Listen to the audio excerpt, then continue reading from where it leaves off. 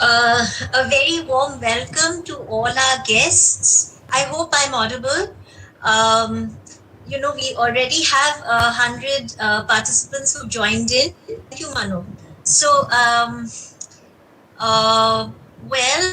you see, we are not quite, we're doing this for the very first time. So please do forgive us if there are mistakes on our part. So on behalf of my organizing team, that's something I would like to apologize for at the very beginning. It's our first effort and there could be glitches. So please bear with us. Now, I would like to welcome you, a very warm welcome to our webinar on publishing research papers. I think as academics, we are all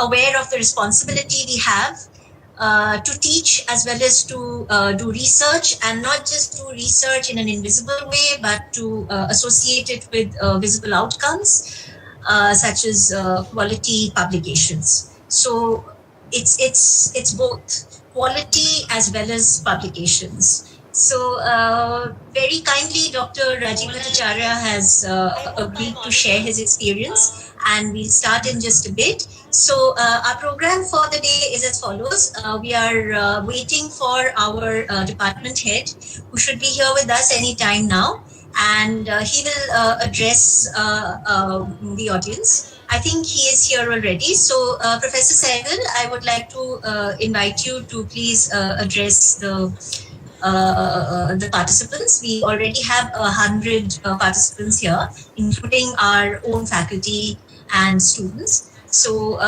over to you, Professor Sehgal. Please give your welcome address.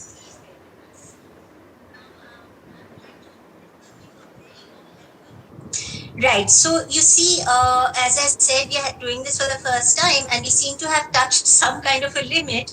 So our HOD and the speaker has trouble joining in. So just give us a little bit of time, and we are going to sort this out. Okay.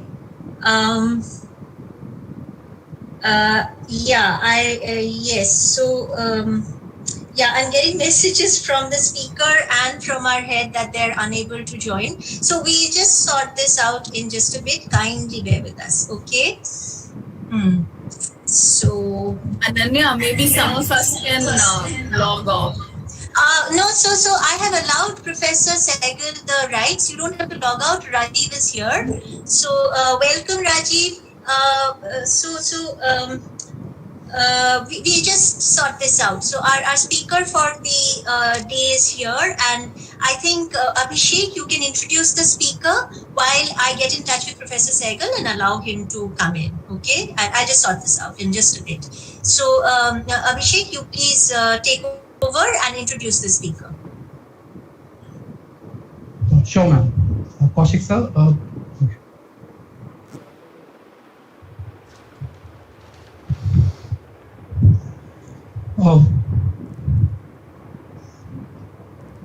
Abhishek, you are visible. We can hear you. Please continue.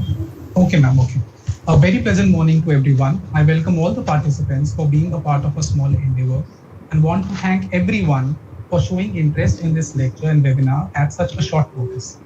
During the course of the event, I want all the participants to follow a certain rules. First, I request everyone to keep their cameras off and mic on the mute mode. Secondly, I request all the participants to post their queries and questions related to the lecture in the comment section, in the chat box of the Google Meet.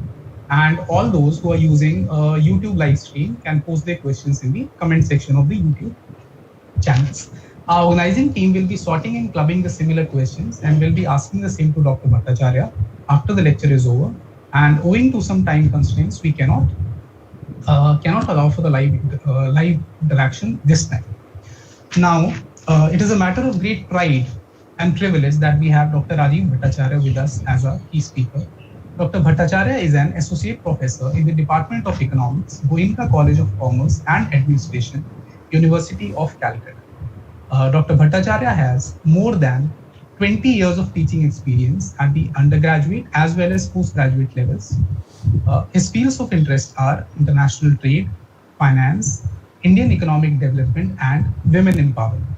Sir has published a good number of articles in the reputed national and international journals, books published by reputed journals like IGI Global USA, Emerland UK, Taylor and Francis, and Springer indexed journals. He has delivered numerous invited lectures in many UGC-sponsored seminars, webinars, and conferences, and he has also worked as member of editorial board of various national and international reputed journals. Sir was conferred with Best Paper Award in the International Seminar on Recent Trends and Perspectives in Economics in January 2016. He has also served as invited reviewer in the Indian Economic Journal, Foreign Trade Review, Journal of Asian and African Studies, and many more such journals. Sir has huge experience in guiding the PhD students. The list of achievement of Dr. Bhattacharya is very long, and in the interest of time, I'm only keeping this introduction very brief. Now I invite Professor Bhattacharya to, has Sanjay Sehgal sir joined? He may not have been able to, but I think Professor Bhattacharya will speak from 9:30 onwards. So we are just trying to get Professor Sehgal to join us. Okay. So Professor Bhattacharya, our head, Professor Sanjay Sehgal, is trying to join us. Now we seem to have hit some sort of a limit of 100 individuals. So I will. I think the capacity can be expanded, but I'm still learning how to do that. So I have given him the right to enter. He should be with us any minute. So in the meantime, we have Professor Yamini Gupta from our department. So in case you would like to say something about the PhD program of the department, Yamini, most welcome. And we are just trying to allow the head to join in the meantime.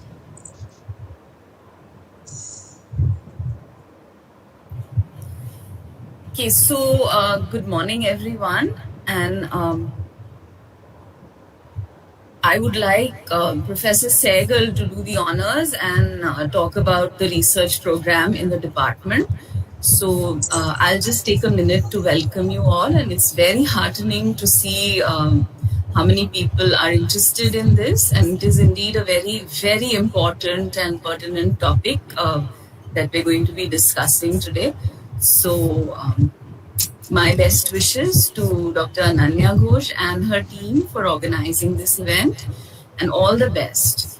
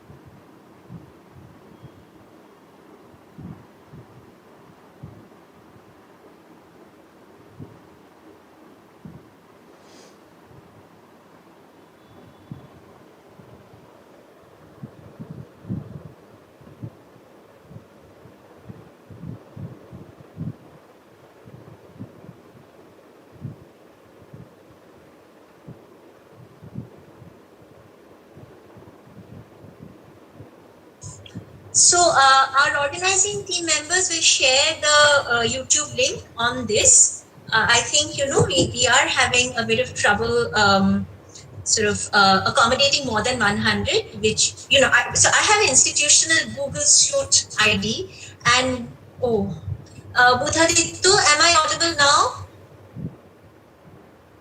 You're audible. Yes, ma'am, you are. Okay. Yes. So what we are doing is we seem to have hit our limit of 100. So I would request everyone to join us on YouTube who cannot join us here. You will be able to participate in the program. You will be able to ask questions. Everything will be possible on YouTube.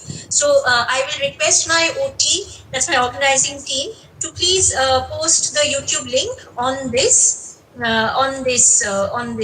channel. Okay, on the chat box. Please do so. Right. So free account has a limit of 100. We can just see that. As I said, this is our very first attempt. So please, please forgive us. Right. And it's 9:23. We will see if we can get our head of the department to join. He would have liked to address all of you. So in case it isn't possible, yeah. So okay, so in case our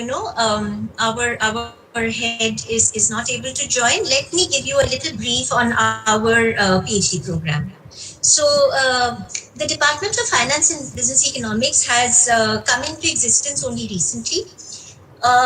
Till little earlier, we used to be the Department of Finance, Financial Studies, and the Department of Business Economics. I'm getting a call. Let me just answer it.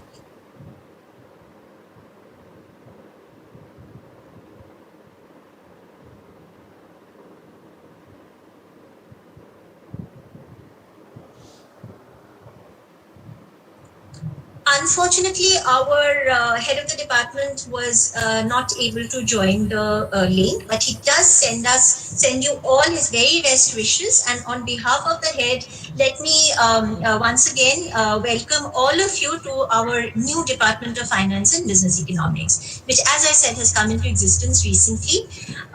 It's a combined entity which has evolved out of the Department of Business Economics, which is one of the oldest departments of the University of Delhi South Campus, and the Department of Financial Studies. So the two have come together and created the Department of Finance and Business Economics.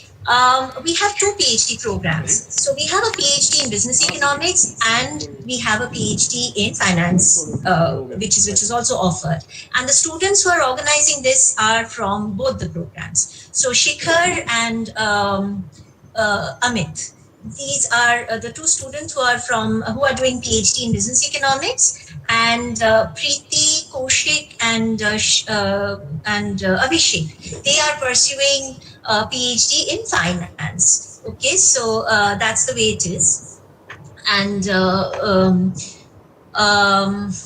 so this year we are running the admission for PhD in Finance, but we are unable to admit students to the Business Economics program as we are chock-a-block. So with the PhD in Business Economics, all the eligible supervisors are supervising up to their limits or up to whatever they can manage.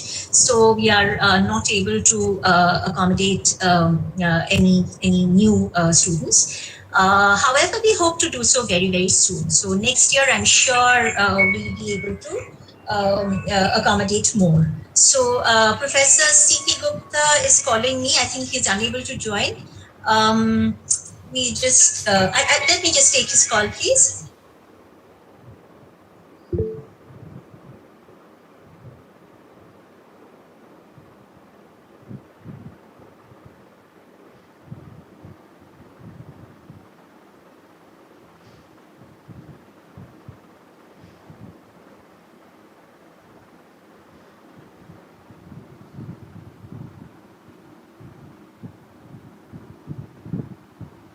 So Professor C.P. Gupta is someone I'm sure all of you have heard of because he's one of our very best teachers, and he's actually unable to join, so I've requested him to join us on YouTube.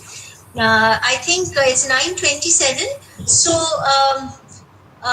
maybe without further ado, I will now hand over the event to our speaker, Dr. Rajib Bhattacharya, who has very kindly agreed to address us on this very important topic.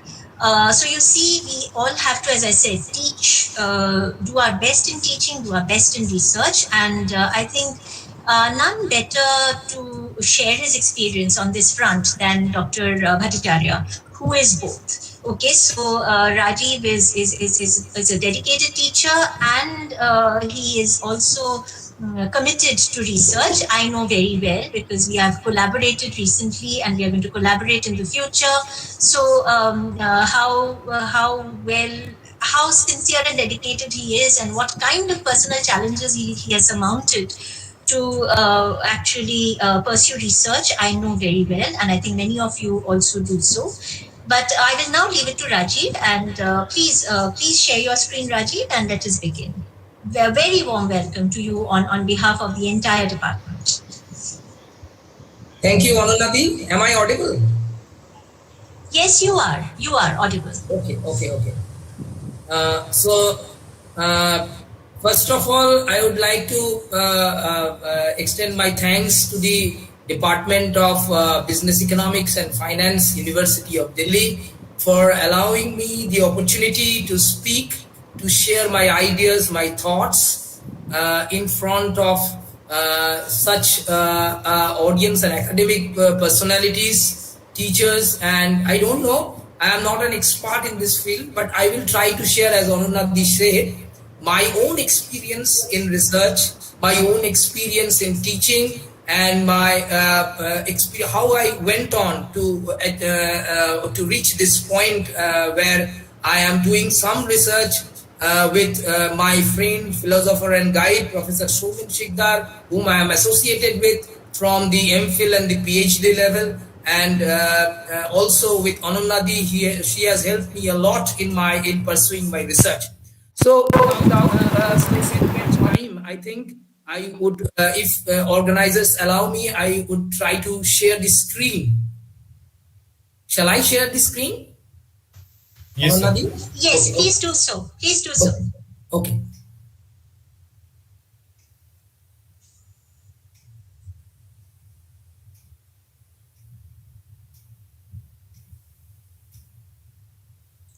Is the screen visible? Yes, Rajiv, we can see your screen. Is the screen visible?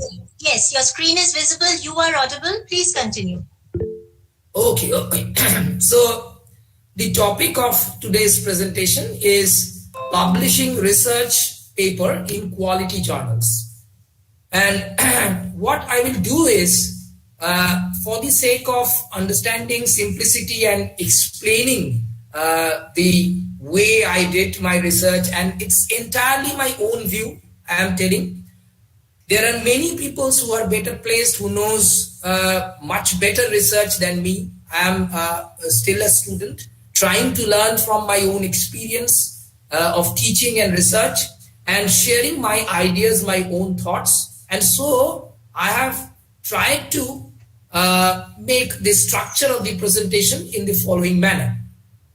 So I will first move into what is the motivation, because as the very topic, you see the very topic suggests that there are three issues involved in this topic. One is research itself. Number two is preparing your documents, your writing materials, and getting ready for publishing in research. And third is how to choose a quality journal. So you need the three things simultaneously. You need a research, good research. You need to prepare yourself, to present yourself, and get ready for publishing. And you have to choose also the quality journals where you can publish. So I would try to go in this method. The structure is like this. I would first move into the motivation behind research, then the objective and significance of research. These are a little bit a formal part of the lecture. And then the steps in developing the research paper in economics, then the general guidelines for quality research, issues relating to the writing process, then how to choose a good quality journal, then the general strategies for publication. And there are many teachers whom I know who has actually approached me, and they may be interested in, they are engaged in their own work, in they are teachers, so they are college teachers, so they have to be guided by the career advancement rules. So regarding the care list, there are many kinds of issues which have cropped up in recent times. So I will try to touch upon those issues. And lastly, I will try to be very brief on my own experience and the papers or some kind of recent publications which I am going to show you. So what can be the motivation for research? Now, you know, publishing technology has drastically changed over years. Now, previously, people used to write on papers with pens. They used to send it on envelopes to the proper address.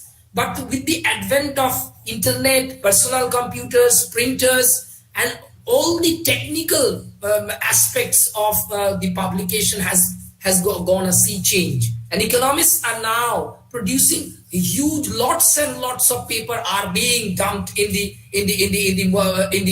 various kinds of research articles, in various kinds of books, periodicals, and journals. So we see a huge heap of articles being published. Now, access to articles, journals, periodicals, books, publication has also been converted from the physical mode to the online mode. And opening up of e-libraries, e-books, access to e-journals has made the research much more digitally advanced. Now the question arises, obviously, what is the meaning of a research? Now the Advanced Learner's Dictionary tells us that it means a careful investigation or inquiry, especially through search of new facts in any branch of knowledge. So it wants to add something to the value added and wants to tell you that how you go about searching for new knowledge, new facts. Okay, so just a moment. So how you go about searching for new knowledge, searching for new things, creative. Redman and Mori defines it as systematized effort to gain new knowledge. According to Clifford Woody, the research, the connotation, the explanation for research is a little bit in-depth analysis.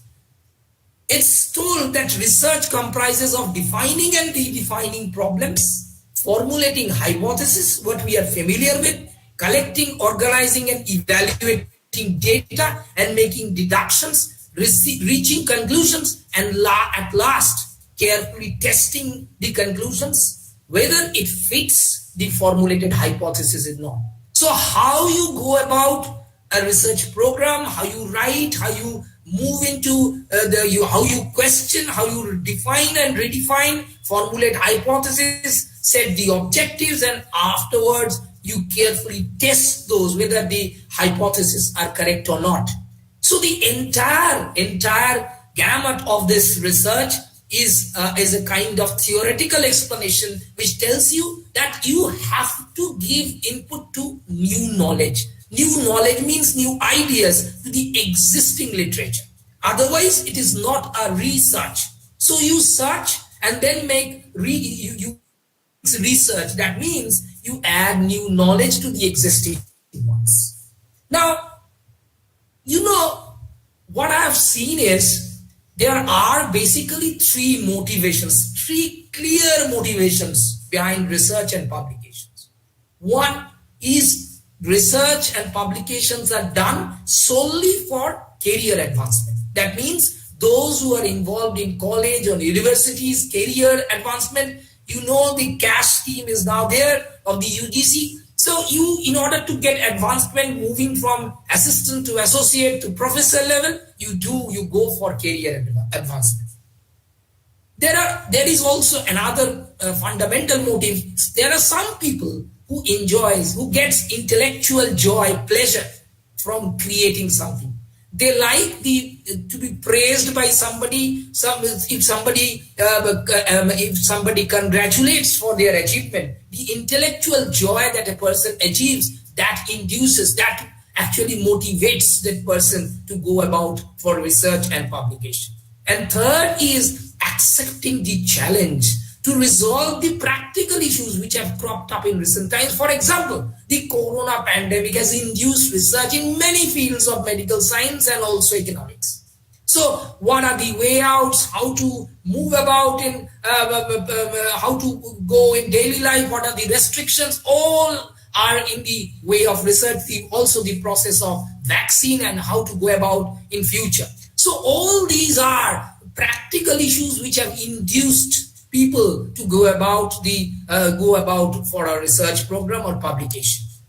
Not only this, there are many more factors that can induce research studies. Many factors such as directives of the government, maybe employment conditions, maybe curiosity of about things, maybe the desire to understand causal relationship, maybe social thinking and awakening, as well as many other things that can induce person to perform research operation.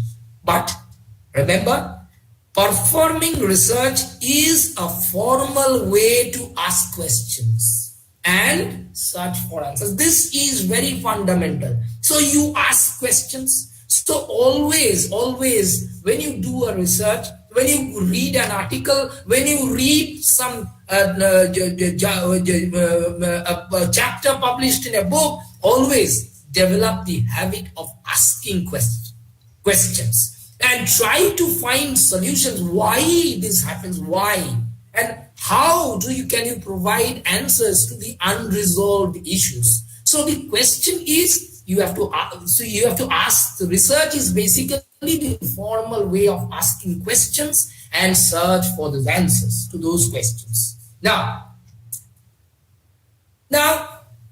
what can be the formal way of setting the objectives for research? Now, the fundamental objective, as I have already said, is to answer of a research is to search for answer to the unresolved queries. Now, in this context, I will tell you some major objectives of research. To achieve new insights, these are studies which are termed in the language as exploratory or formulative research studies. Number 2 is to determine the frequency with which something occurs or some factors which may be associated with something else. This is analytic or diagnostic research studies. To portray accurately the characteristics of a particular individual situation or groups, that is known as descriptive research studies. And finally, what we are familiar with is to test hypotheses to find out the causal relationship between variables. Such studies are known as hypothesis testing research studies. So we have various, though these are not the only objectives of research, but the primary objective of research is, I told you, to solve the unresolved issues, the unresolved problems, to find out the research gap, to ask questions why and how these problems or issues can be addressed. So this is the fundamental to the research. So regarding this part, there is the last slide tells you that what are the kinds of research that we find and its significance in recent times. Number 1 is we find there are descriptive research, which we don't do actually. It includes survey and fact-finding inquiries where the researcher has no control over the variables. He or she is just a reporter of what has happened or what is happening. It is termed as ex post facto studies.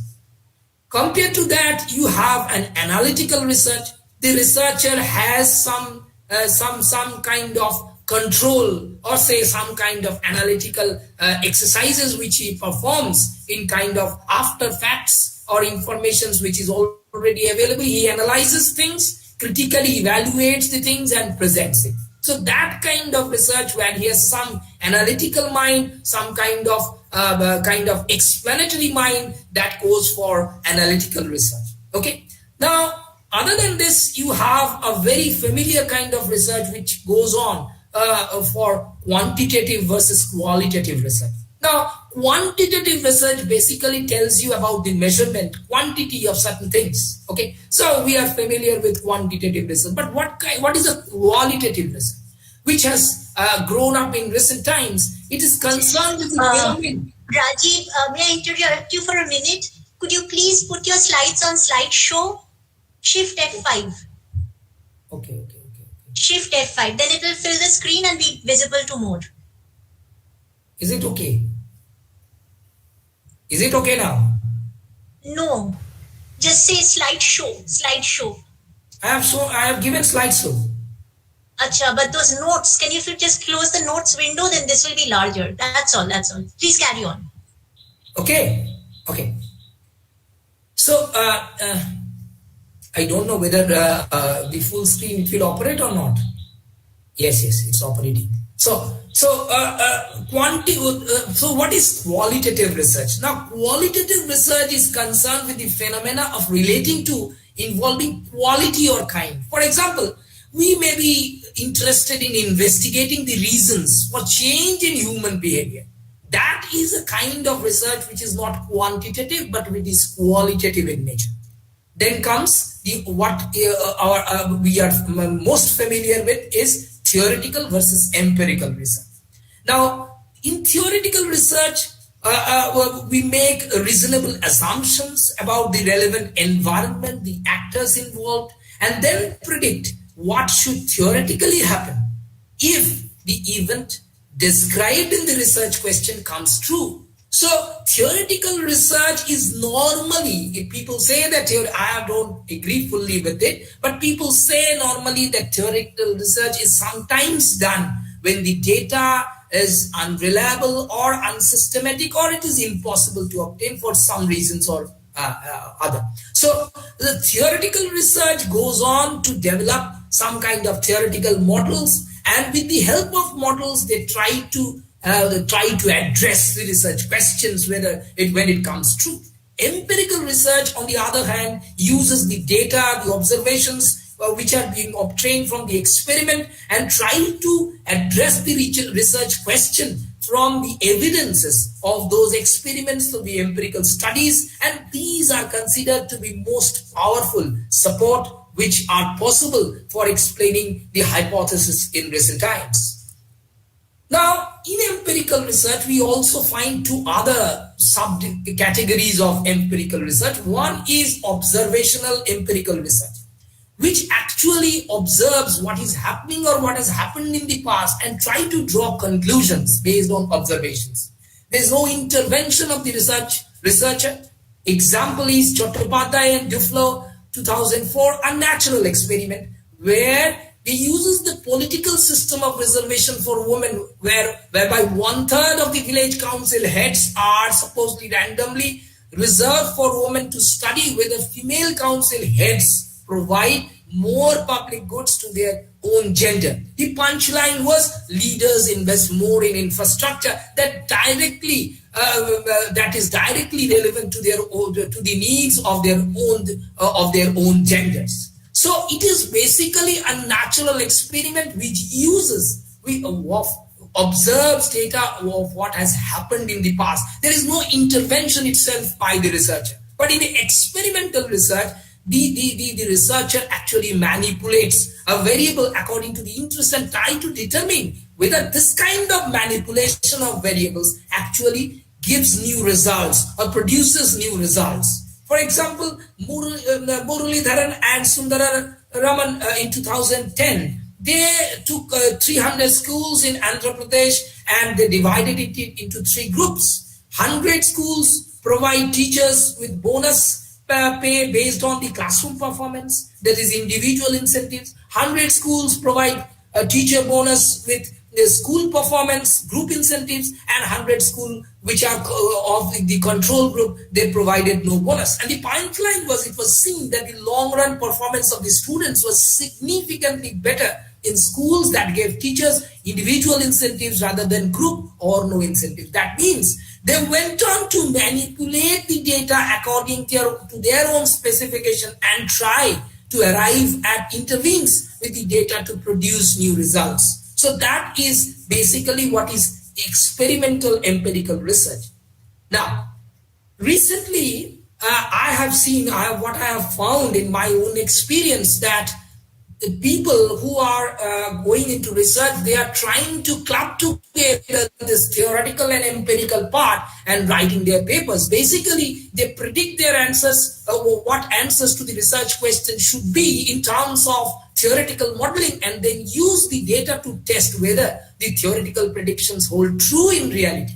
And recently, I had the opportunity to have a book review of one of my favorite teachers in my life when I was a master degree or MPhil student, Professor Ashish Banerjee, who was the ex-vice chancellor also of the University of Calcutta, who actually wrote a book published by Springer on the measurement of development. And I saw how beautifully he tried to rewrite the entire idea of measuring development. He went on, in the first part, he went on to build up a theoretical structure. And in the later on chapters, what he did is try to provide illustrative empirical applications of methods of measurement, and uses real data from the Indian economy to test whether the theoretical structures are correct or not. So that is fantastic, probably the best way to support a theoretical and empirical research, what I found.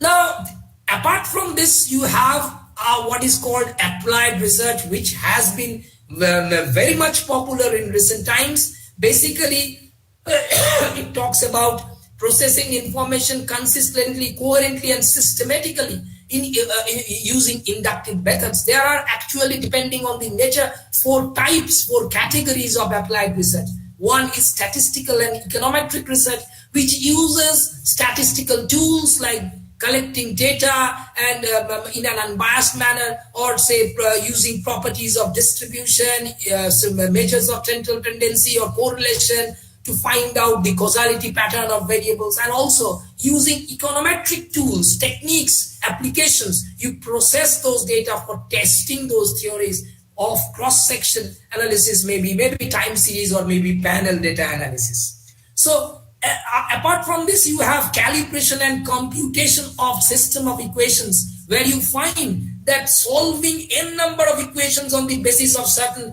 assumptions, maybe assumptions of behavior of consumers, maybe the market demand supply functions, maybe input-output analysis or general equilibrium analysis, linear, non-linear, and dynamic programming are sometimes used to solve these issues.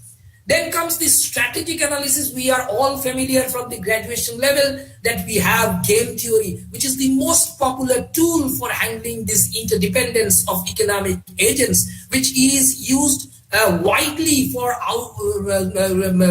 topics relating to bargaining, strategic contingency planning, and so on. Then comes the last one, which I have already talked about, is experimental research, which has a control group for testing the theories. Rajiv, I'm sorry to interrupt, but your slides are not changing. That's the reason I told you that that's better. That's better No, to go so about. Rajiv, just a minute. Yeah, now it is changing. So if you will please share your whole screen and not just a window, then there'll be no problem. How to share the whole screen? I don't know. Okay, I'll just tell you. Okay, so where you present your screen, okay, just there's a little arrow in a box. So there's a little arrow in a box. You just click on that. It's below. It's a little arrow. Where you see the hand raised and where you see the mic. Okay. So you press on that and one thing pops up. So it's not showing. Now the hand is not coming there. I don't know. Just carry on. We'll let you know if the slides can't be changed. Okay. So right now we can see a slide with the book on it. So this is fine. Okay.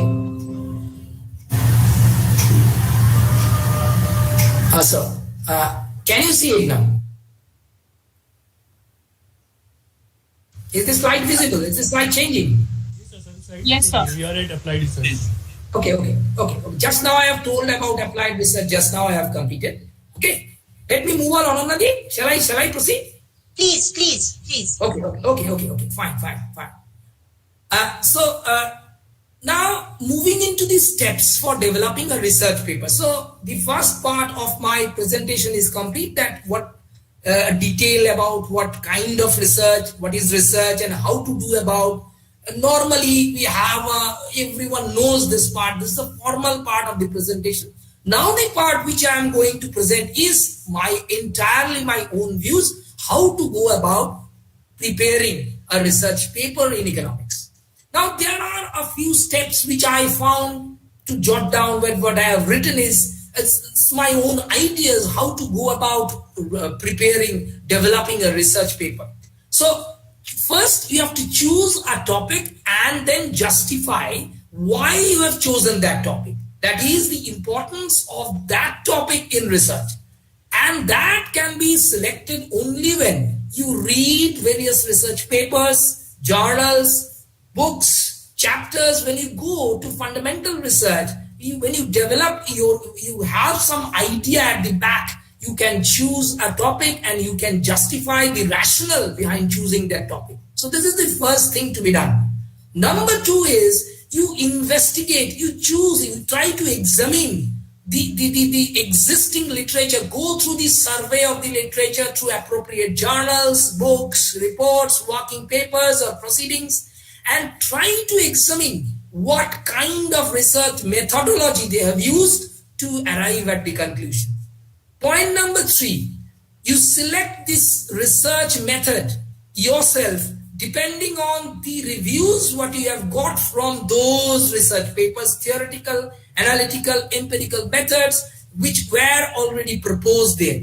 Okay. Then number four is you pose the research question. That is, state the hypothesis and test empirically using the available data.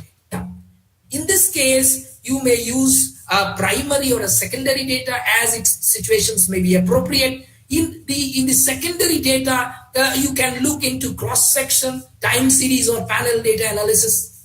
You can also, after going about this entire exercise, after completing this entire exercise, you may ask the question to yourself that what are my contributions to this research? And you try to assess your own achievements and try to assess what you have anticipated and how far you have achieved. That is very important. If you have not achieved what you have anticipated, then go about further research.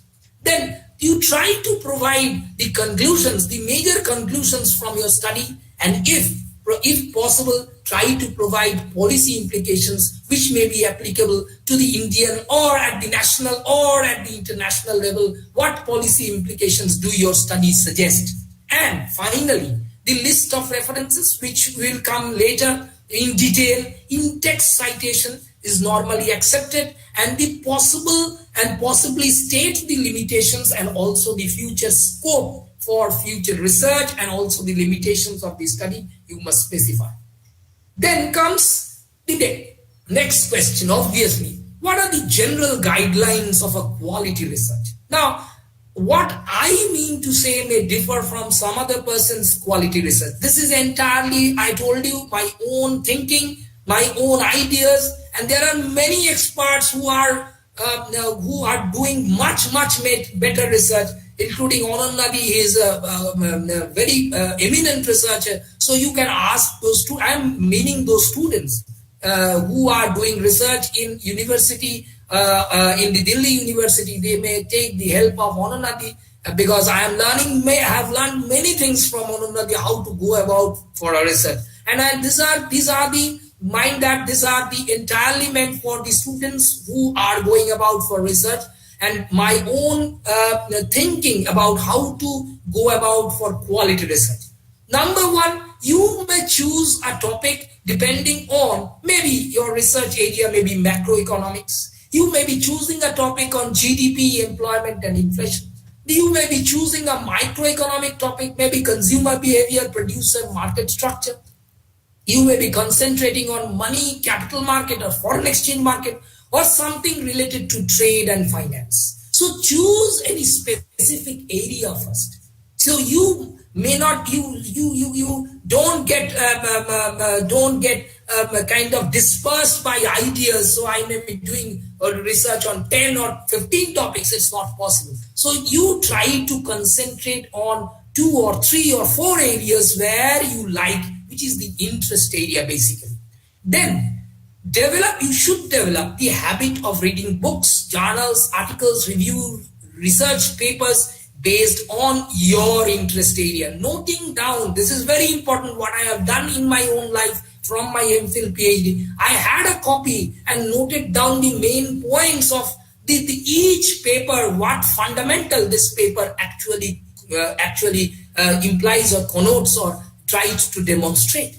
Then trying to frame out research questions, what can be, depending on the broad title of the research, and trying to find out, trying to identify what gap after reading the existing literature. So what is the research gap? What is not answered? What are extra questions, extra issues that can crop up from the existing literature?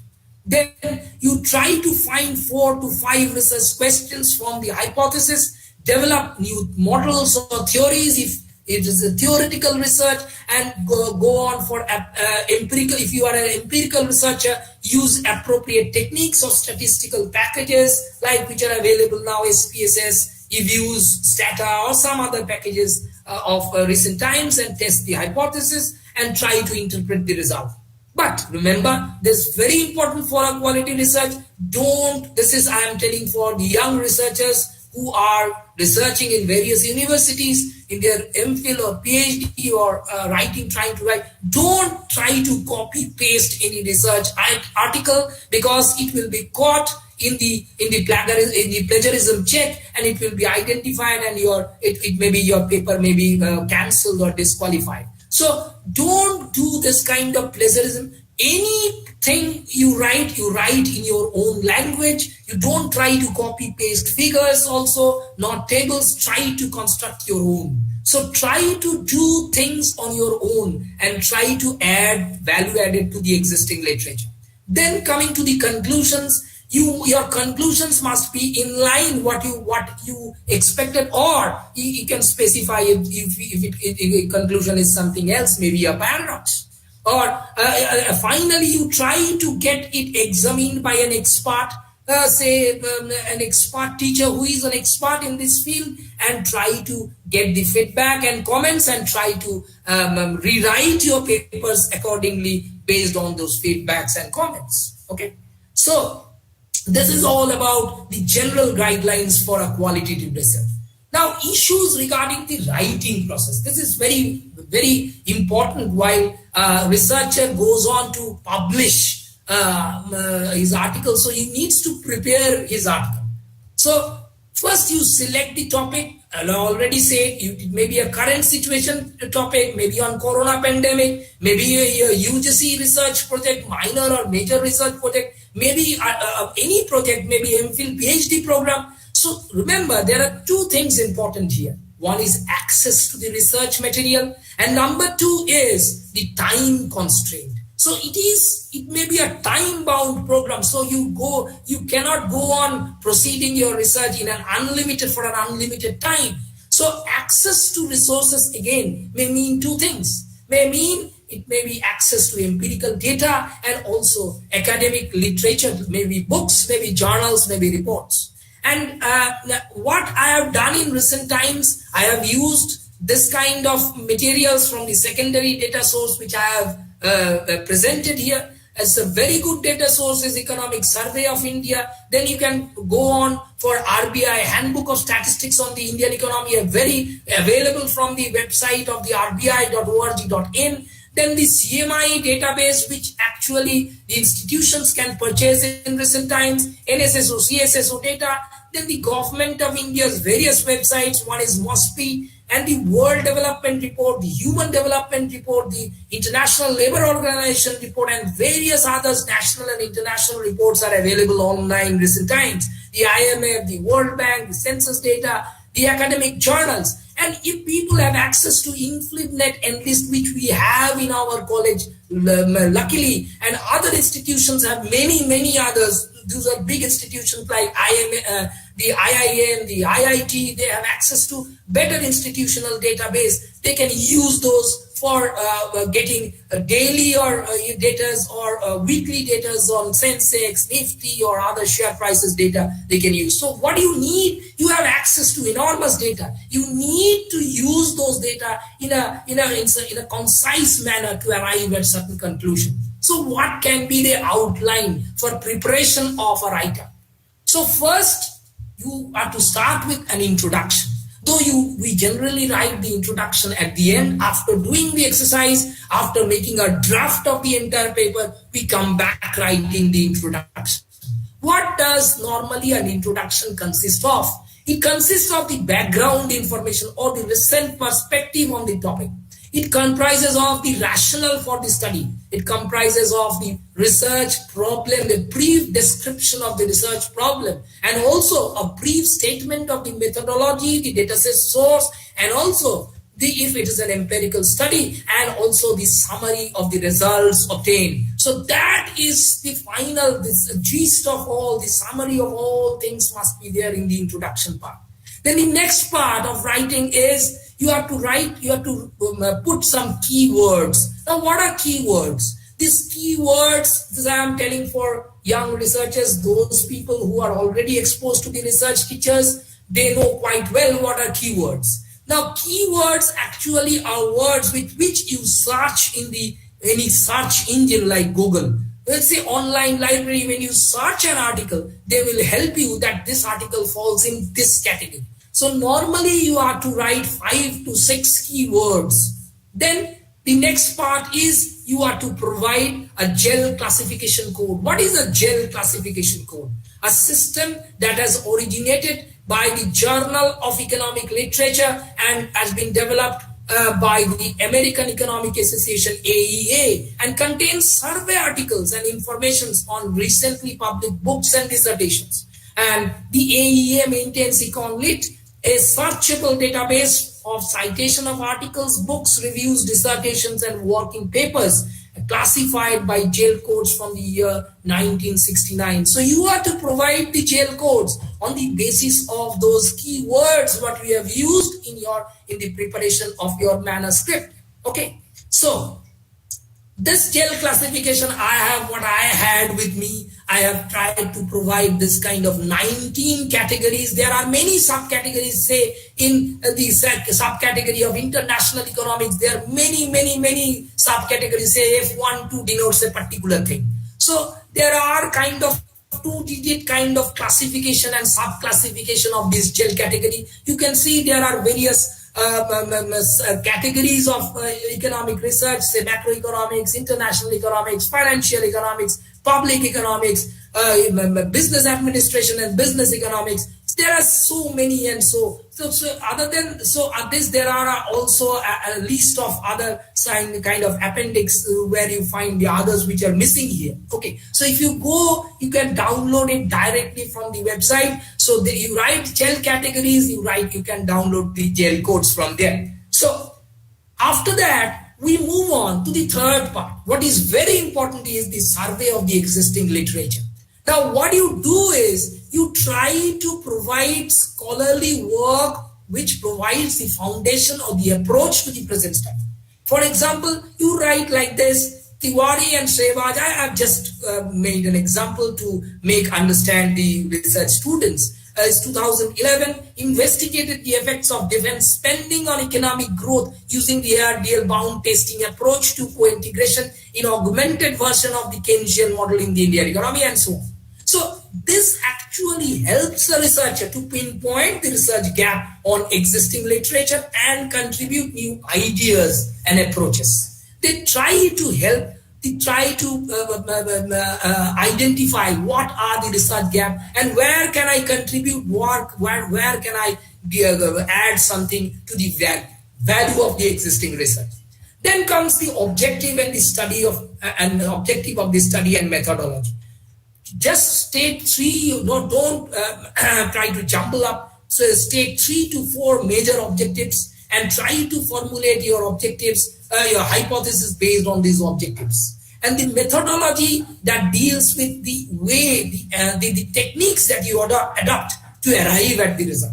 If it is an empirical analysis, you mean to say what data set you have taken, maybe primary or secondary data, maybe time series cross-section or parallel data analysis, maybe this the sample survey you have undertaken. For sample survey, maybe what kind of sample, maybe a multi-stage sample. So you have to specify it. So you need also to specify the geographical coverage and the statistical tools or programs if you have used those things. Okay. So now moving on to the next part, the main text and the presentation of the analysis. Now, description of a theoretical logic actually is very important. The subjective analysis is very important. Don't go only to represent data, represent to only empirical parts, run the model and get it a result. It's very important to describe, give a theoretical logic, a subjective analysis, and then that must be supported by, maybe supported by some tables, some figures, some graphs, and that should have proper explanations and references in the main text. And this may be supplemented by empirical analysis, though try to avoid those details of the technical parts, put it there in the appendix. So it makes the things cumbersome. So you try to remove those parts of the detailed tables and analysis, what you have run in the empirical packages, you put it there on the appendix part. Then focus on the major findings and the based on the objectives, and try to interpret the result not statistically but also verbal explanation is needed for the whether you have regarding the acceptance or rejection of the hypothesis or so on. Then comes the policy recommendations and the conclusions. If the study is based on some policies which can hint on some policies in recent times to the government or kind of any other at the national or international level, you must state those policy suggestions. You must provide those policy suggestions. And in the concluding remarks, you only state the major findings of your study, not the study which you have read.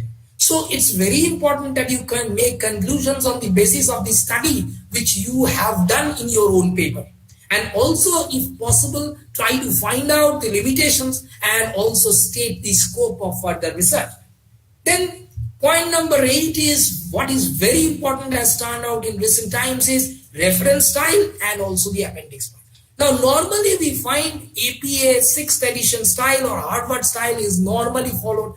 And if you go to Elsevier journals, if you go to Science Direct, if you go to SAGE, if you go to any other big journals, you will find they have their own, in their web page, they have, if you go to that, they have their own reference style, they will specify and you have to go by that. So you cannot make your own style of reference, you type your own Times Roman or something like that, you cannot do. So they have a particular style and you have to follow that style. Normally, in-text citations must be added in the reference list. Normally, we don't add any other things from outside. And appendix is meant for any kind of statistical details or graphical analysis, which actually you have not represented in the main text. Now, these are some, I have shown how to get right references for journals, for books and chapters of edited books. You can find it anywhere in any kind of website. If you go to standard website of Elsevier, SAGE or something like that, good journals, you can find this is written how to write the reference style. It's very important. And artwork, regarding artwork, it's very important that you put it in the acceptable format. Normally it is of the TIFF or JPG format, or MS Office files are to be uploaded in the correct resolution. And recent times I have seen that many websites, many papers are asking for graphical abstracts. That is precisely normally a general normally a optional part, but in some articles it has become compulsory. So graphical abstract is a way to summarize the contents in a kind of pictorial mode designed to capture the attention of wide readership. Actually, graphical abstracts should be submitted in a separate file in the online mode system. Okay.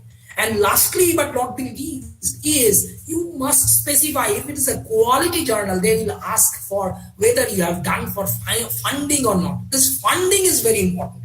This funding of research, normally if you get help from any kind of government or private or kind of non-profit organizations, you have to specify what grants you are getting for what funds you are getting for this research. And if you have no funds, if you have got no funds for the research, please mention, don't forget to mention this, that this research did not receive any specific grants, funding agencies in the public, commercial, or for non-profit sectors.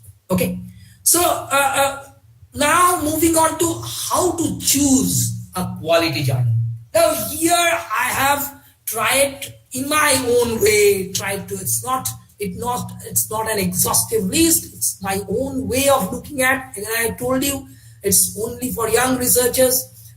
How to look at this good quality journal, I have listed a few. You know, Empirical, one of the top rated journals, Quarterly Journal of Economics, Econometrica Journal. It's really a dream to publish an article there. It takes a long time to publish an article in this kind of papers. And also Foreign Trade Review, where I was associated, and the Indian Economic Journal, both of SAGE. I am associated with them as a reviewer, and also associated with Elsevier, Springer, and SAGE publication. These two are journals of SAGE, and others have their own Elsevier or other formats or other publishing agencies. Also, there are publishing houses, Springer, SAGE, Taylor and Francis, Macmillan, Emerald Insight, which publish a good kind of quality journals, books, edited volumes, and research papers. So you can look into these or some other journals which goes on for a good quality. Now, the question obviously arises, what is the criteria for choosing a good quality journal? Now, the ranking of journals are normally dependent on a scale upon the frequency of citation of a particular article in a specified set of social science journal.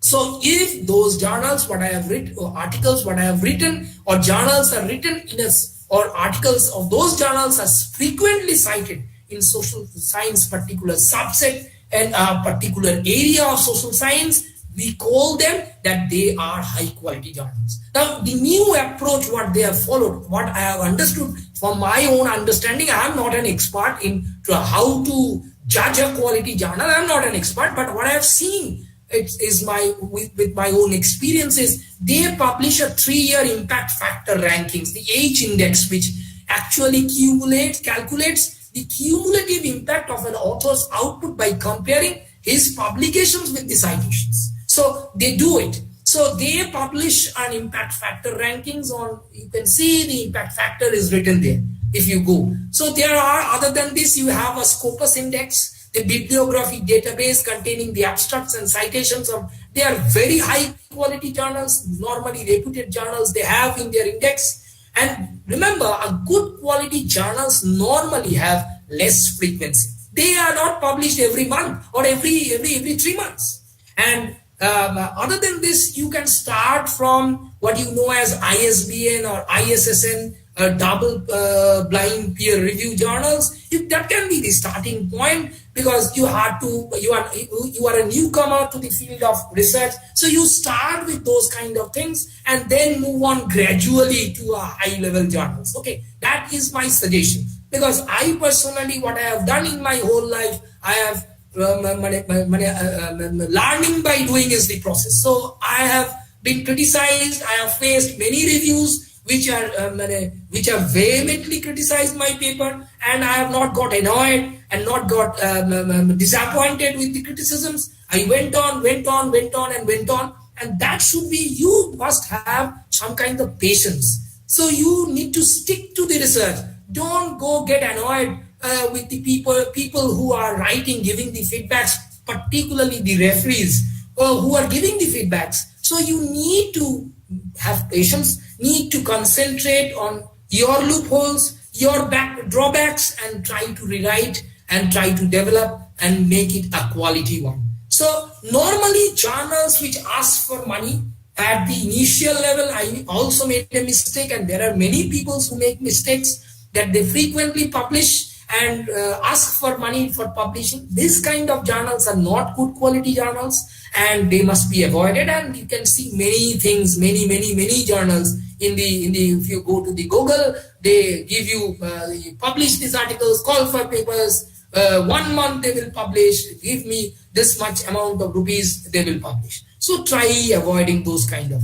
So a very good work has been done in this respect by Tilak Mukhopadhyay and Subrata Sarkar. You can go about, see what they have done. In the IGIDR October 2010, they have tried to make rankings of departments, economic departments of Indian institutions based on their research output, based on their findings of the two rankings they have taken. One is the publications based on international journals and publication based on domestic journals. And they have followed two approaches, flow approach and the stock approach, which I am not going to detail now. You can go through if you want. So other than this, you have Institute of Studies of Industrial Development, ISID. They also have a data index covering many journals of social science. But the main thing is, when normally what you go about judging the quality of a journal, you go by impact factor. And it's normally seen that there is a positive correlation between impact factor and the quality of the journal. As the impact factor goes up, the quality of the journal normally goes up. Okay, so that is about how to choosing this kind of good quality journals. And then the general publication strategies. These are entirely I have created. It's my own ideas. You must first concentrate on your own manuscript. You must concentrate on preparation. Put new ideas. See whether you have put new ideas, creative things, value added. See whether the results are convincing, significant to the researchers. Whether you have provided answers to the research gap. And to make the publication, your work publication worthy, you need the following. Number one, it must have a clear message. That means it's logical sequence it must have. Number B, it must have a particular format, means specification according to the specification if mentioned in the call for papers or in the journal website or something like that. Also, the abstract must be clear, interesting, understandable, accurate, and specific to the point, so that your title of the abstract do not misrepresent or do not mislead the researchers. Then comes how to prepare a good quality cover letter. Now, normally when you put the article, when you send the article, it must be followed up by a cover letter. Sometimes a kind of badly written letter may carry a bad message to the editor, and no matter how quality of your research article, for writing the letter, maybe your research paper may be rejected. So what are the tips for writing? State what you think that the paper, how and why you think that your paper is a good fit for the journal. You try to include additional background information and information if there is any controversy or competition that may arise, you must state that. And next, what you do is you try to represent the result effectively, try to understand, or if there is some unexpected features, try to provide the statistical analysis for those research, and also the verbal description is needed. Regarding the reference of the acknowledgement section, ensure that you have given credit to all the papers that you have referenced and to all the people who have been helpful in your success of the research. Use normally in-text citation, avoid excessive citation in the same region, and what I have seen is try to avoid your own self-citation to the minimum. Okay, and normally don't try to put too many ideas in one paper. You have a page limit, you have a word limit, and editors, believe me, don't like big papers, not more than 15 pages. There are exceptions definitely, but there are chances of errors that declines, and the referee report turns out fast. And also, what you need is you approach different journals. You try to diversify the portfolio and concentrate on 3 or 4 areas of where you try to send your papers.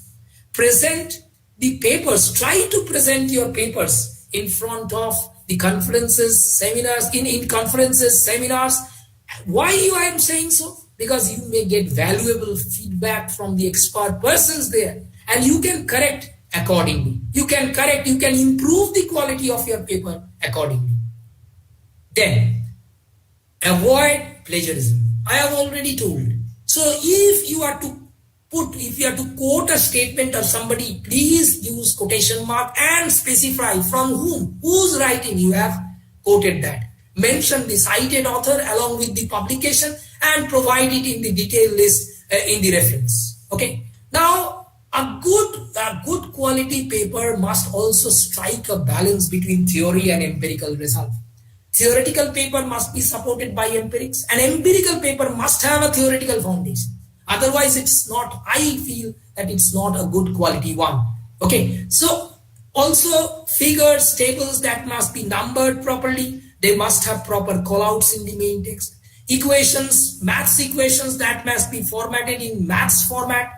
The images must be formatted in TIFF and JPG format resolutions. Main text should be free from technical details, and you put all those things in the endnotes or appendix. And normally what we find is in today, we don't put anything in the physical mode, don't submit anything in the physical mode. We normally have an electronic mode of submission. So through the website, through the link they provide, you submit. So you see, you try to save and check the consolidated PDF that is being created step by step and wait for the referee report. And if you are asked to correct according to the referee, try to make corrections and go for a resubmission. Don't try to argue with the referee. That is not a good exercise for paper publication. So now coming into a different part, the last part of my presentation, I have already almost reached the last part, 1 or 2 slides. So moving on to those who are doing research for their own careers, for career advancement. And I myself have practically in my own life have started by publishing papers when I completed my associate professor stage in my government college. So my case is a little bit different from many others who are considering research from the UGC cash point of view. That means career advancement scheme. So they actually may motivate some people from publishing, because at the assistant and the associate stage, you need some amount of publication other than research projects, other than attending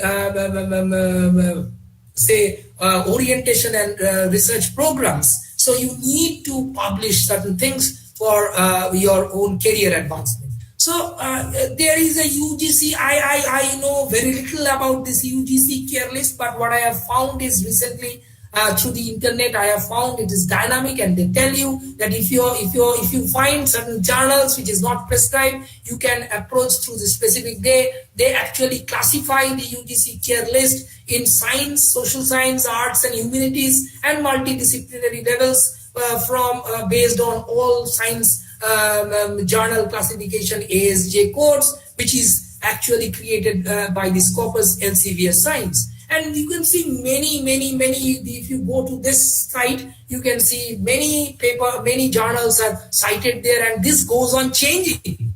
Previously, you had some journals listed, and the next day you saw that journal is out. So I don't know what is the method of judging someone on the basis. Myself, when I went on at my associate level, I had no publications at this UGC care list.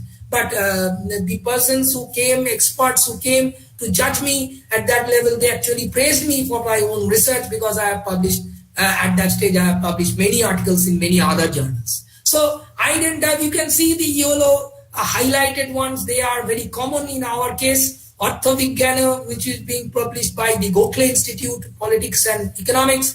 Orthaniti, Department of Economics, University of Calcutta, Foreign Trade Review, which I was associated with, and also many university journals, Vidyasagar University of Economics, and so on. So there are many things which I also don't know in great detail.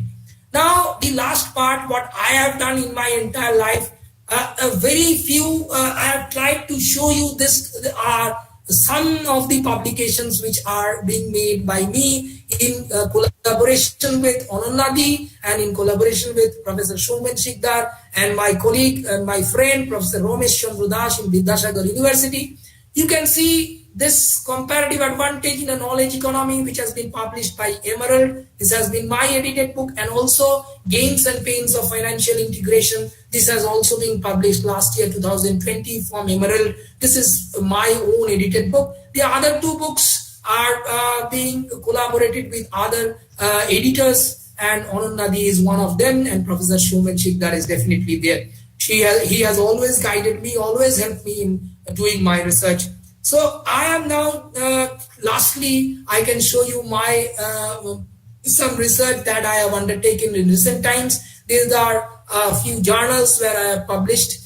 Recently, I have published a global tariff war, that analysis of the causes of trade. The paper has been published by Emerald Publishing, and Professor Romesh Chandrudas was engaged in the editing this book. And also in IGI Global, recently published article in 2010, edited by Patricia of University of Spain, that is about demonetization. I tried myself at my level best to kind of diversify more my portfolio. I did work some work on terrorism, defense expenditure, financial globalization, trade openness, changing patterns of energy use, military expenditure, microfinance, and trade liberalization, infrastructure development. These are 15 papers which I have listed, the last from 2017 onwards, the papers. There are more papers, it's not possible, and it's not also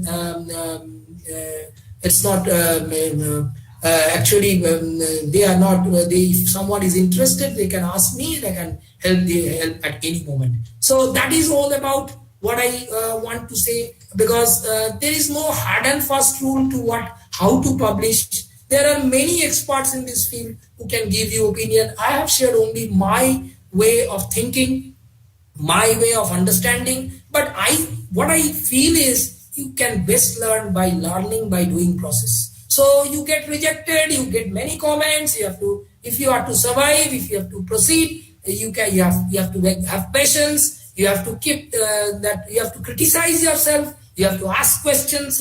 Look, my paper is not good, I still am learning from many seniors, from many professors. They are helping me in this respect, and if you go by this method, particularly the new research scholars, I hope these things will come out and it will be good for everyone.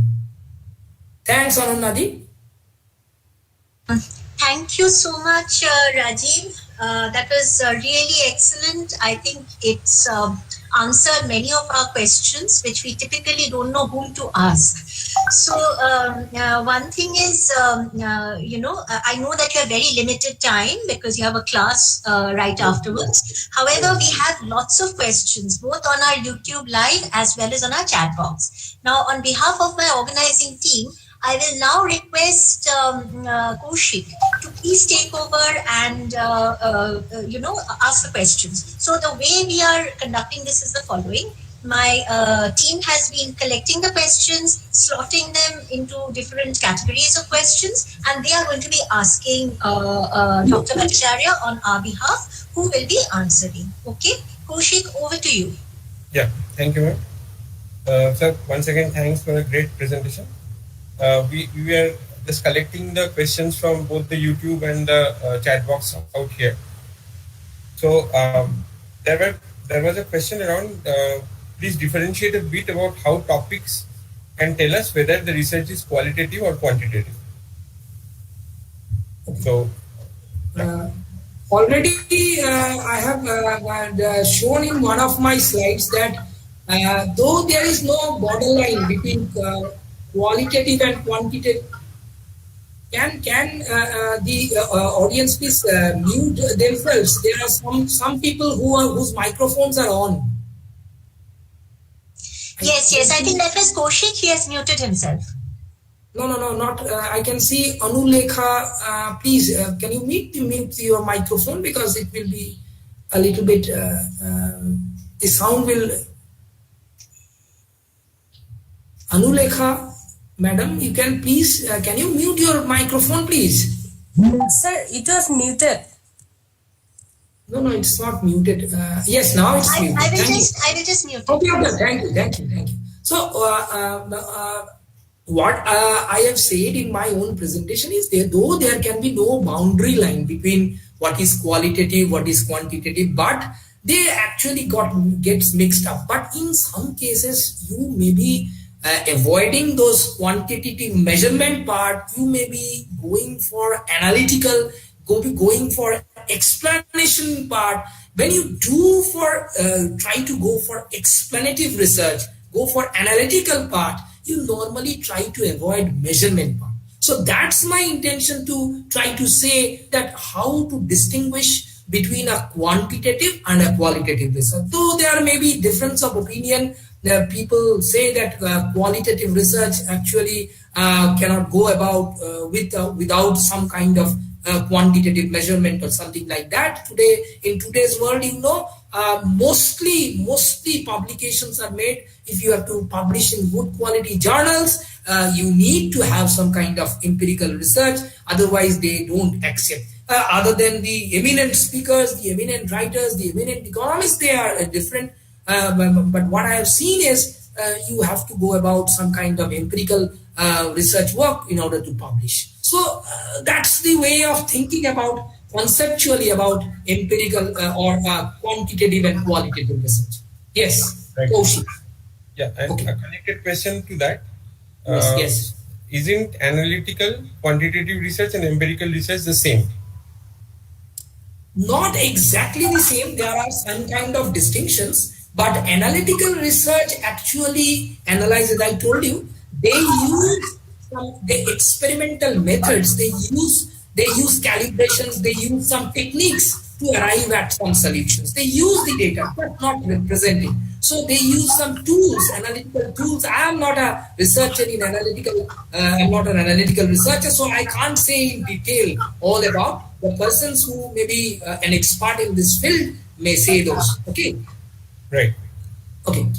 Yeah. So the next question was, can methodological gap be good enough to contribute novelty in research domain? Yes. For every research, maybe it's a PhD program, maybe it's a MPhil program, or maybe any other kind of program. Methodological research gap. This methodology, in this methodology, you may be someone who has done which time series. You can go for a kind of, you can use a different technique, impact analysis you can do. So you can use various kinds of techniques. So if there is a gap in methodology, you can address that gap, you can analyze the thing in a different manner and can arrive at a different result. So entirely wherever, maybe a theoretical research gap, maybe a research gap in kind of empirics, that can induce you to go for a research. Okay. Right. The next question was, what is the difference between results and discussion sections? See, there is no boundary line, and everywhere there is no compulsion. There is that discussion section means actually where you present the result, you try to go for a verbal or subjective explanation, whether the theoretical foundation that you have developed in the beginning part of your lecture, you try to kind of supplement that part by your explanation which you have got in the result section. So the discussion of the result is basically trying to provide a subjective or a kind of explanatory explanations or theoretical explanations to the result that you have obtained through various procedures what you have got. Great. Okay. So there were some general questions like yes. You can refer to some websites where which can help the researcher to have a plagiarism check before submission of paper? See, normally if you type in the Google plagiarism check software, you can download those software easily. Normally when you go to present some paper somewhere, they already have their plagiarism check. So you don't have to bother. You must, while preparing your manuscripts, you must keep things that I will not copy paste from the articles or papers from the PDF where you are downloading. You just read it, try to present in your own manner the ideas you take from them, try to present in your own analytical fashion. That is the way of developing new things. Okay. Right. Okay. There was also a question. Please, Kaushik, can I tell one more extra thing? Yes, sir, sure. If someone is interested in any kind of knowing something extra, because as Anannadi told, after 11 I have a class, so I will try to take questions till 11. And if there is someone who is interested, can send me a mail. Already in my presentation, I have sent the mail, and already to you I have sent the mail. You can circulate my mail, and if there is any requirement, he or she can post the questions there. Okay, that would be beneficial. Yeah. Okay. Yeah, carry on. So just to interrupt for a moment, Rajib, we are indeed getting a lot of praise for your session. So congratulations and really thank you very much. You are the motivator. You are the motivator of this entire thing. You provided me the opportunity. You motivated me. You are to be thanked for this, because the entire exercise also goes with you. Because right, you have a class at 11, right? So now listen. There is a lot of demand for your email and your contact. So please, I just want to tell all the participants that all of this will be shared. So all those who registered for our conference, we have all your email IDs. My team is at it. So we will share a lot of the material. And so no worries on that count. And the speaker is going to be available. You can always contact him. How to contact him, he will tell you. Okay, his preferred way of being contacted. Thank you. Okay. Please continue, Kaushik. Yeah. So going ahead, sir, there was a question that if one is a second author in research paper, how is it counted in CAS promotion? This kind of question is obviously going to arise. Myself, I actually when I went into engaged in kind of deep research, I have said that my promotion period is already over. So I don't know a particular method, but what I have learned from those experts, that they give second author or third author, they give 25 or 25% marks of any. But one thing, let me specify, in the cash scheme, what I have come to know is there are a kind of marks given for your points given for international paper, national level paper, 10, 15 like that. But if you give a 10, 15 for your international paper, and experts come and they will judge if your publishing is not made in that level journals, they will come and just cross that part and give you 5 marks, because entirely that depends on the experts who are experts in this field, who come to judge your research level. You have this kind of practices when you become an associate professor. From your assistant level, you are to face an interview, and they judge accordingly and they give the marks. So you should leave things to them. I am not an expert in that field, but actually you don't get the full marks. You get a partial marking for that, the second or the third author. Okay. Carry on, please. Yeah. So probably the last question for this. Yes. It asks. What is impact factor? That you have already covered.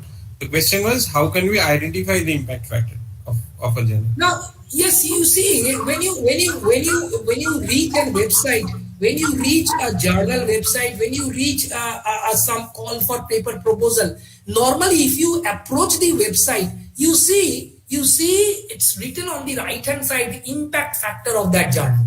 And if it is already, I have specified a few journals where you go to the website, if you go to Elsevier, if you go to Springer, if you go to Science Direct, if you go to Sage, already if it is Scopus indexed, or whether it is Google indexed, or whether it is what is the impact factor is written. And you can see the citation of these in the WorldCat. If you go to WorldCat, you can see the books or the journals or the articles being cited.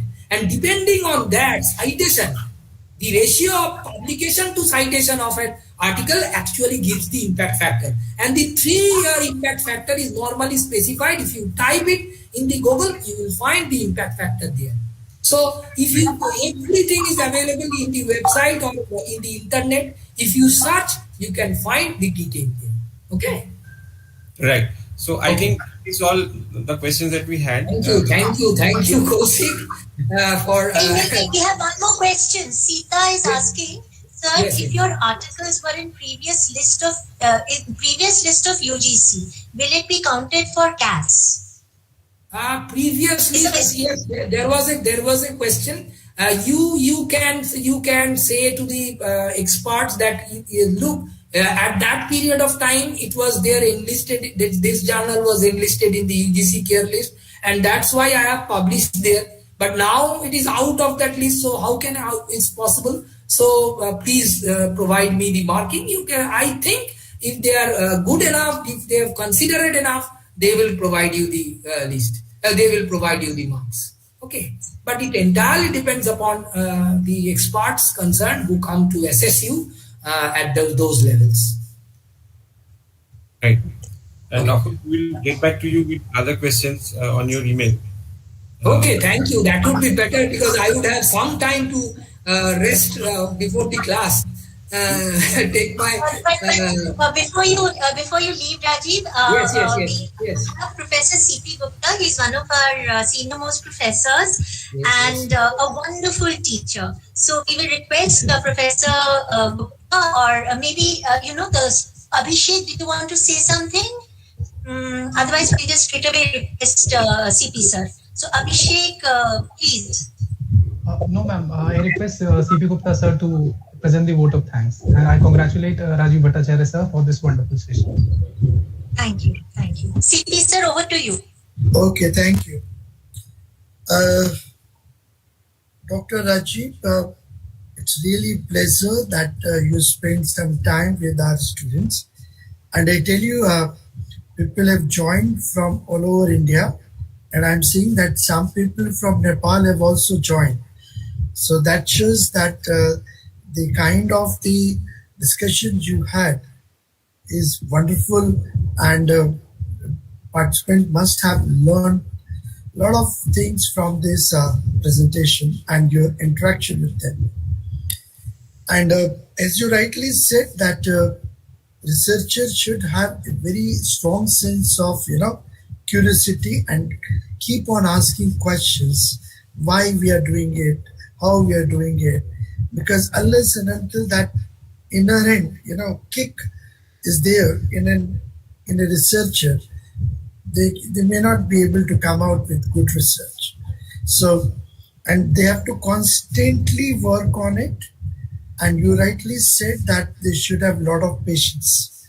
Many rejections you will find, many people will not appreciate your ideas. So don't get disheartened about it.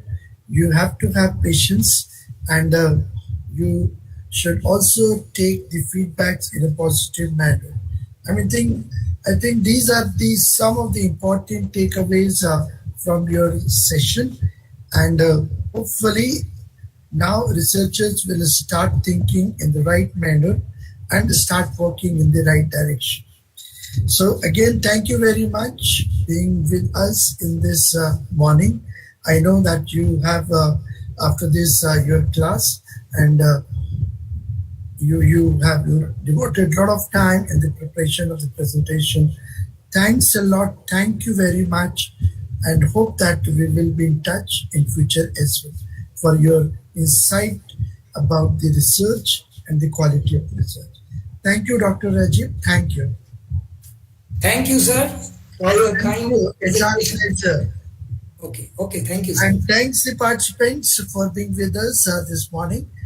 Okay, so we will be in touch with the participants as well for our future webinars. Definitely, sir. Definitely. So Yes. I just want to tell the participants that we have Dr. Bhattacharya's contact. We have ties with him, which we have no plans to sever, only strengthen. So we will have him back for more such sessions. And of course, he's not, I mean, we are also going to invite other participants. You see, one of the points of us organizing this is to create a research fraternity which can have free exchange of ideas. Okay, so you see, I have been educated. I did my research at JNU, which is the Jawaharlal Nehru University, and I'm very thankful for the kind of atmosphere which nurtured me and my other students there as researchers. And a very integral part of the process of studying in JNU was the free exchange of ideas that we had. You see, nowadays researchers are often scared to share their ideas because they feel that the idea will be stolen. You know, this never even occurred to us. Key ideas could be stolen. Okay, so we freely exchanged them, and in the process, maybe it's partly being a Bengali, where we have this thing of an adda. Okay, so an adda is a free and fearless exchange of ideas, right? Where you have it with endless cups of tea and with no fear that anything will be stolen. So I would really like this to become a kind of a research adda, where fearlessly we exchange ideas without this fear of who is going to steal it. Okay, so that is another sort of objective that we have in mind. With this, I think Rajib would like to add something, and then we shall end. No. There is no question of fear now with us. We are quite mature in our stages of life. There is no question of fear. Actually, cooperation. I have received a lot of cooperation from Anandadi, and I hope that Sir has said that in future I look forward for cooperation from. If you ask me, I will definitely try to cooperate in my own manner with the students and with the section, with the departments. If you ask me, I will definitely be there. Okay. Thank you, Dr. Rajib. Thanks a lot. Thank you very much. Thank you. So we will now end this meeting. And once again, thank you, participants. You've been a wonderful audience, because you are very scared that, people will unmute themselves and disturb us. So, of course, we have a different audience here. I was very scared about the weather, which actually played a very important role. It was raining, but I was praying to God so that it's not thunder and lightning, so that I will be unable to present. So I was praying to God. So that's a very important part. So he's actually from Calcutta, where it's been raining. That's why it was apprehended that some kind of rain will occur from the morning, that I was praying to God. Okay, so Anandadi, let me just now leave. I have to get into my preparation for my class. Can I leave, Anandadi? Yes, okay, Rajib. Okay. And here I would just like to tell my all the participants. So Rajib, you can leave. Bye.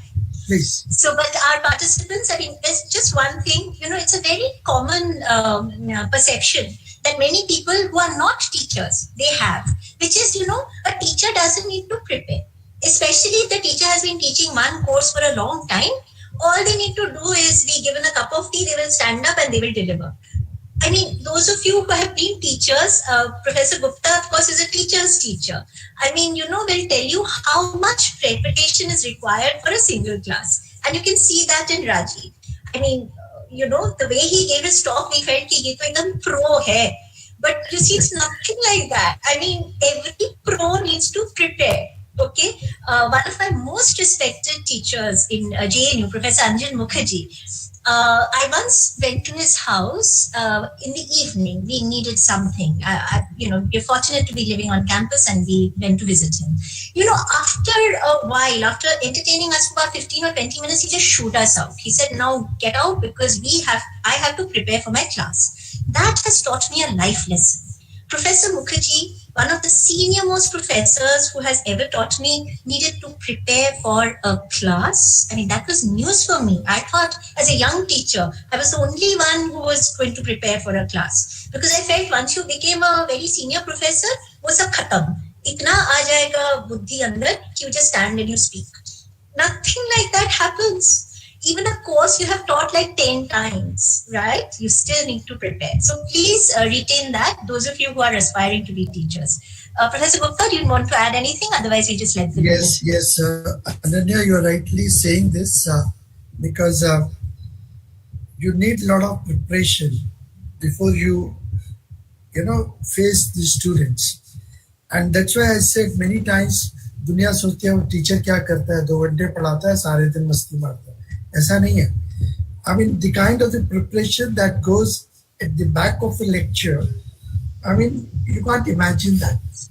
Okay, so 2 hours requires at least 10 hours preparation, almost 5 times. So what you get as a student is the gist of the things. It's the finished product. The hours of input has gone in. That's in a very structured and formal manner. But to give it a structure, to give it a thoughtful, meaningful ideas generated process, that takes, I tell you, a lot of time. And please, if you are going to be a good teacher, then never think that you can go to the class unprepared and start delivering it. Always do some time. I mean, I'm teaching courses for the last 10-15 years, but still I have to devote some time before the start of the class. And the students can vouch for it.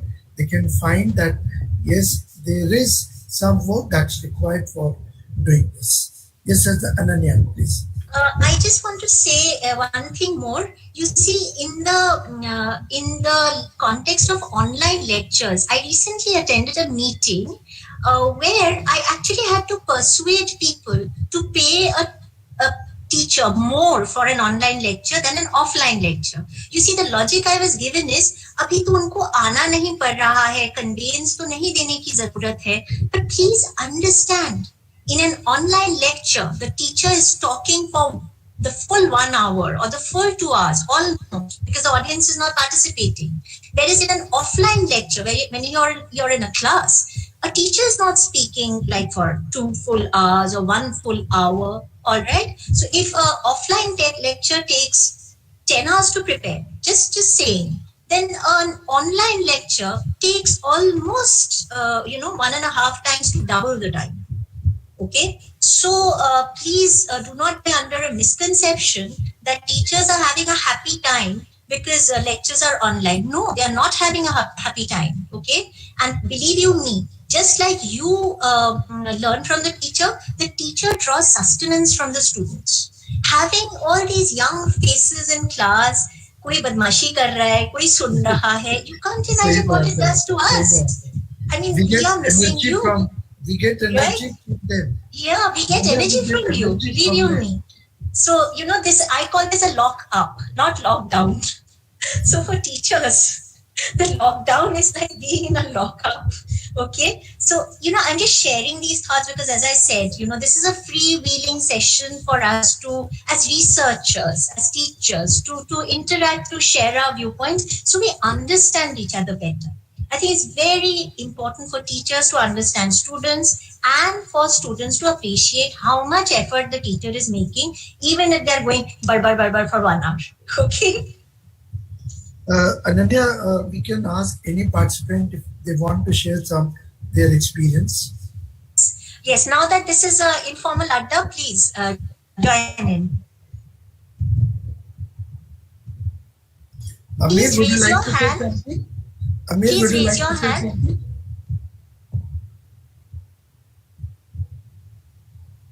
Amir, would you like to say something? No, sir. Okay. Rinki is saying that online teaching is the worst thing that can happen with a teacher. But you like it, you don't like it, that's a reality, and we have to live with that reality. It has some plus points. This is that anytime I can book with you, discuss your problems, even in the night, 9 o'clock, we can sit and we can talk, we can discuss, which was not there earlier. So it has some plus, it has also some minuses, so it depends how you take it. Yeah, so I'll add to that. So my organizing team is my fresh set of PhD students, and we found time only at 9:30 at night to have meetings and discuss how we take this forward. So I think maybe someone from our organizing team now could just share their experience, and then we can end this session, please. Preeti, Kaushik, Shikhar, anyone?